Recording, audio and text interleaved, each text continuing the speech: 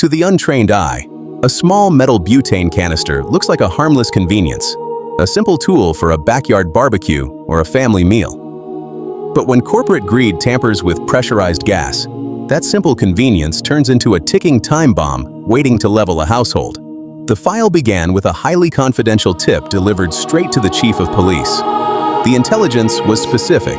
Deep inside an unassuming industrial sector, a hidden company warehouse was running a massive, unauthorized manufacturing line. They weren't just storing goods, they were illegally refilling discarded butane canisters with liquefied petroleum gas, LPG. In law enforcement, we do not move on rumors, we move on verification. Our surveillance teams were deployed to monitor the perimeter. Through days of deep reconnaissance, the pattern emerged. Trucks loaded with empty, rusting canisters entering the facility and leaving packed with pressurized volatile gas. They were mass-producing lethal hazards for a quick profit. Our team launched an immediate data verification with the Department of Energy, DOE. The regulatory agency's response was absolute. The facility held 0 permits, 0 safety accreditations, and no valid certificate of compliance. They were operating completely in the blind. Armed with undeniable intelligence, our teams applied for a search warrant. A regional trial court judge reviewed the dossier and signed the order. The breach was flawless. As the tactical perimeter closed in, the interior of the warehouse exposed a sophisticated, highly hazardous assembly line. Multiple employees were caught red-handed, working in unventilated spaces, actively transferring high-pressure LPG into flimsy, single-use butane tins. But the mastermind, the corporate owner, was nowhere to be found. He had insulated himself from the physical danger, leaving his workers to hold the weight of the crime. When our investigators demanded a valid operating license from the cornered employees, they met us with dead silence. Every piece of equipment, every pressurized tank, and thousands of illegal canisters were frozen, cataloged, and inventoried directly on the crime scene. To ensure absolute procedural integrity, the entire seizure was witnessed and signed off by local barangay officials alongside the arrested suspects. We filed criminal charges for the flagrant violation of Republic Act 11,592, the LPG Industry Regulation Act, targeting both the operating employees and the fugitive owner.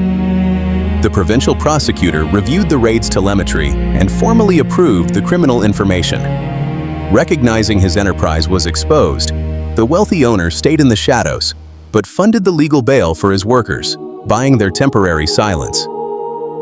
Today, the case sits fully active, pending resolution before the regional court. Let's look behind the production curtain of Ching's perspective. When documenting active raids involving hazardous materials that are still pending resolution in our courts, we operate under strict professional confidentiality.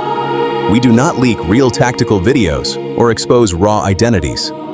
To deliver this critical public safety warning to our global community, we engineer hyper-realistic AI visuals. We completely reject basic cartoon filters.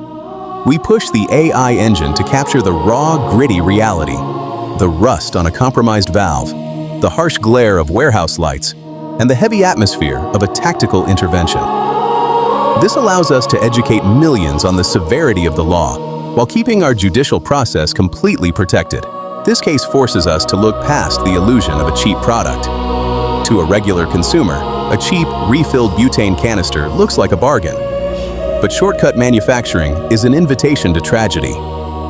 Republic Act 11,592 wasn't created to stifle business. It was engineered as a shield to protect your family from catastrophic fire and death. To my global community, let this case file be burned into your memory. Never compromise on safety to save a few coins, and never support underground cartels that trade human lives for a profit margin. It looks highly lucrative to bend the law, bypass the Department of Energy, and evade the required process of business taxes. You think you are clever because your pockets are filling up in the dark. But remember this timeless law of the streets. No violation, no crime, and no deception can remain hidden forever. The longer you continue doing it, the closer you get to your own discovery. The law is harsh, but it remains the law. Dura-lex, sed-lex. True Stoic success is built on an honorable foundation, not on hidden valves and illegal warehouses. The owner funded the bail, but he cannot buy his way out of the universal law of consequence. Obey the process, pay your due taxes, and protect your name. What is your perspective? Should the owner face a heavier penalty than the workers who operated the pumps? Let me know in the comments below. Keep your household safe, keep your discipline unshakable, and keep your perspective grounded. I'm Ching, and I'll see you in the next case file. If you made this far, comment the word "more" so I know who the real ones are.